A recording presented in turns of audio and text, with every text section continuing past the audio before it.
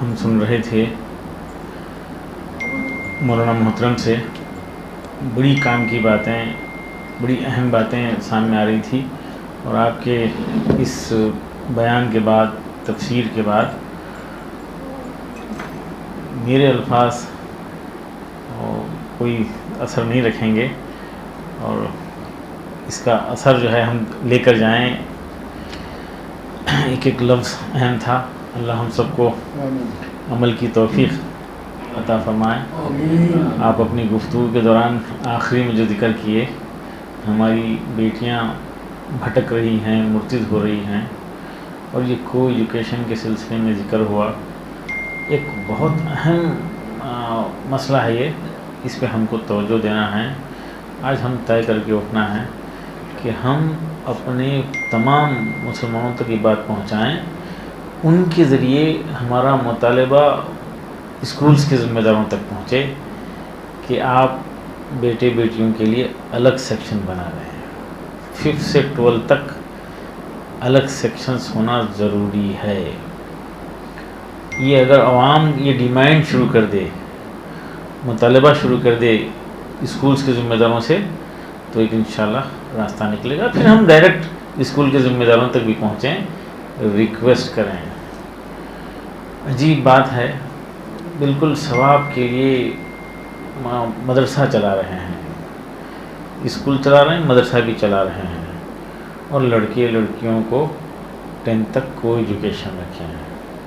میرے پاس آئے تھے ذمہ دار حضرات، کچھ رہنمائی کی بات ہو رہی تھی، تو میں یاد آیا 5 سال پہلے گیا تھا میں وہاں پہ، پوچھا کہ کیا حال ہے، لڑکے لڑکیوں کو الگ کرے نہیں کرے؟ نہیں کرے، وہ مہنگا پڑ جاتا ہے، اتنا خرچ ہو جاتا ہے، تو ایک کو بند کر دو،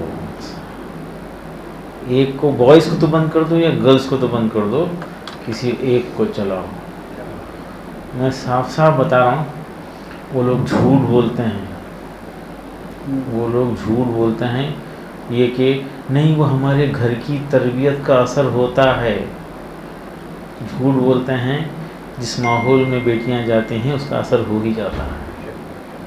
صرف 10 دن پہلے کی بات ہے، گیانا سدھا سے بچی کو پڑھا کر میرے پاس لائے، میں پوچھا کہ بھائی بچی 10th کہاں سے پڑھی؟ تو گیانا سدھا میں پڑھی۔ تو میں ذرا بلا تکلف ہو کے بولا کہ بھائی آپ کو بے چینی نہیں ہوئی وہ گندے ماحول سے؟ نہیں ہم کنٹرول کرتے تھے، کوئی سوئچ ہے، بٹن ہے، ریگولیٹر ہے کم زیادہ کرنے کے لیے، کنٹرول کرنے کے لیے۔ جھوٹ بولتے ہیں لوگ، اثر ہو ہی جاتا ہے۔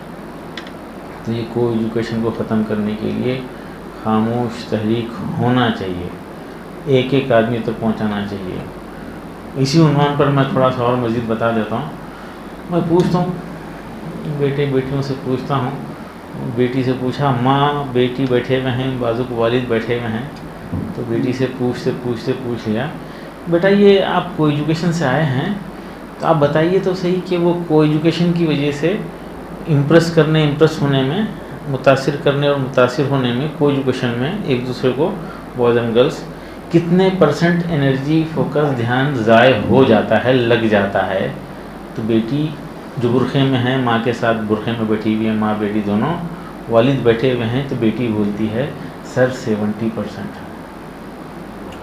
اتنا لگ جاتا ہے، تو پھر کمپٹیشن کے لیے، نیٹ کے لیے، فلاں چیز کمپٹیشن کے لیے باقی کیا رہ جاتا ہے؟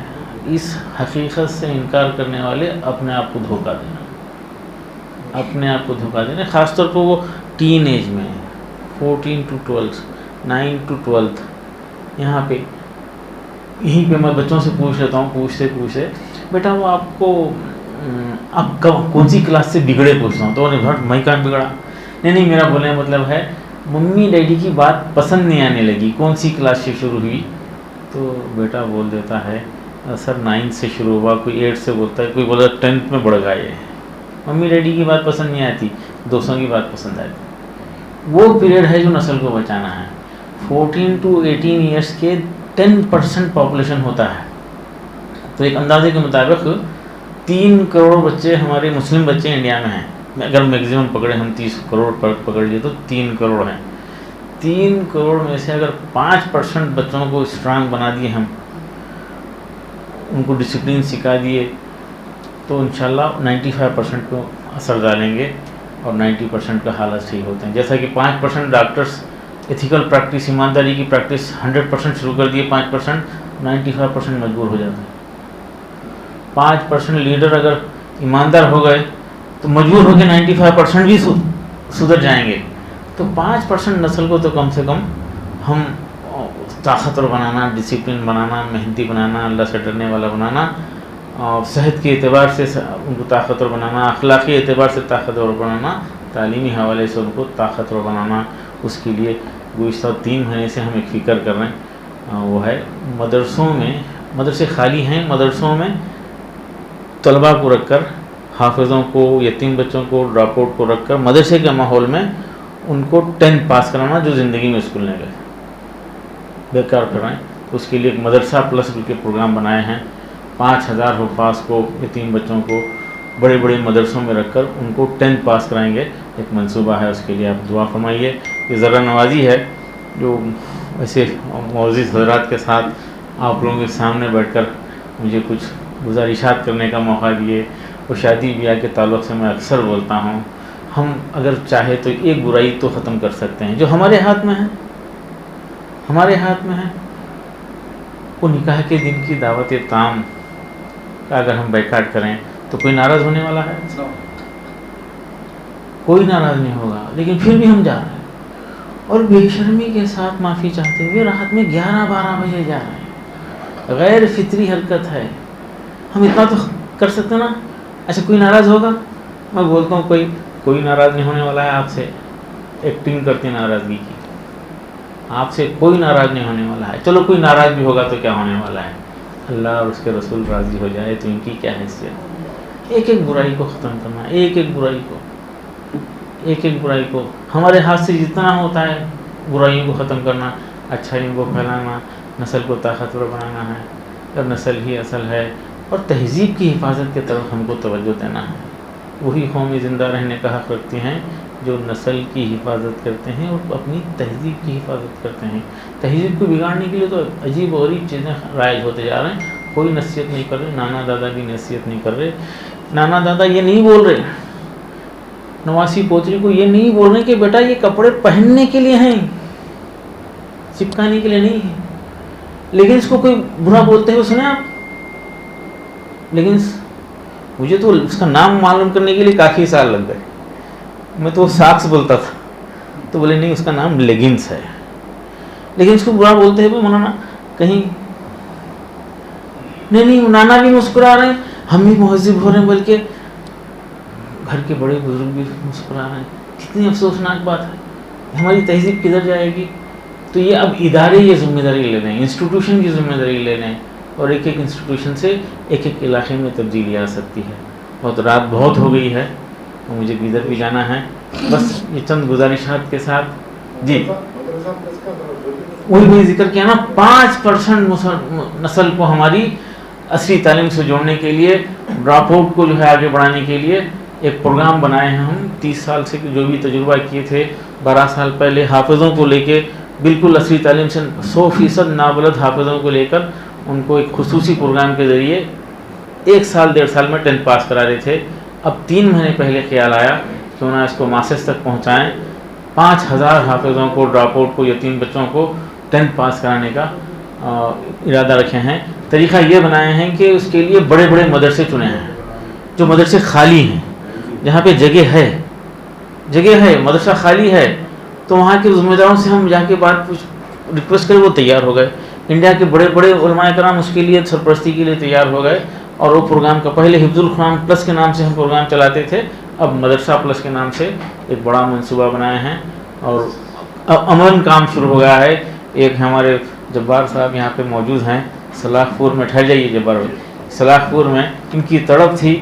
ایک مرتبہ بار بار بول رہے تھے تو میں گیا، وہ علاقہ پسند آ گیا. وہ وہاں پہ یہ مدرسہ پلس پروگرام شروع ہو گیا ہے. بہار یو پی کے کچھ حفاظ کو ہمارے پاس جمع ہوتے رہتے ہیں تو ہم وہاں بھیج رہے ہیں. وہاں پر ان کو 10th پاس کرانے کا منصوبہ ہے ایک ماحول میں. اس میں ڈراپ آؤٹ کو، یتیم بچوں کو، شہر حیدرآباد کے ذمہ دار NGOs، فکر مند حضرات اور سوشل ورکرز کی ایک نشست آپ رکھائیے. اقبال بھائی رکھائیے NGOs وغیرہ کو پکڑ کر ہم شہر حیدرآباد کے ڈراپ آؤٹ بچوں کو، یتیم بچوں کو اور حافظ بچوں کو چن کر ایسے بڑے مدرسوں میں رکھ کر ان کی تربیت کریں گے، ان کو ایک لائف اسٹائل دیں گے. تو اس کے لیے آپ حضرات آئندہ ایک پروگرام ہم رکھیں گے. ایک پروگرام معززین کا رہے گا، پھر ایک پروگرام این جی اوز کا رکھیں گے.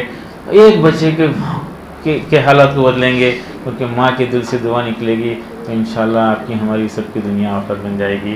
یہ مدرسہ پلس پروگرام بڑا اچھا ہے. دیوبند میں سینٹر چالو ہو گیا ہے. 20 تاریخ کو تقریباً 30 مقامات پر تعلیم چالو ہو گئی ہے، اور 30 مقامات پر انشاءاللہ آئندہ 10 دن میں تعلیم چالو ہو جائے گی. یہ ابتدا ہے، اور اس کے ذریعے وہ 5% جس کا میں ذکر کر رہا تھا، 5% مسلم نوجوانوں کو ہم تعلیم یافتہ بنا سکتے ہیں، جس سے امید ہے کہ وہ 95% پہ متاثر ہو جائیں گے، اثر کریں گے، اور انشاءاللہ ہماری نسل طاقتور ہو جائے گی.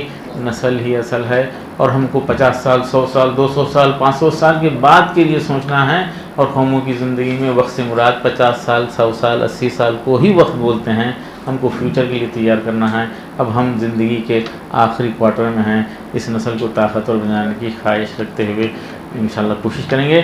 آپ لوگوں کے بزرگوں سے تمام سے دعا کی درخواست کرتے ہوئے میں اپنی گفتگو ختم کرتا ہوں. یہ ذرہ نوازی ہے جو مجھے یہاں بٹھا دیے، ورنہ ہماری کوئی حیثیت حقیقت نہیں ہے.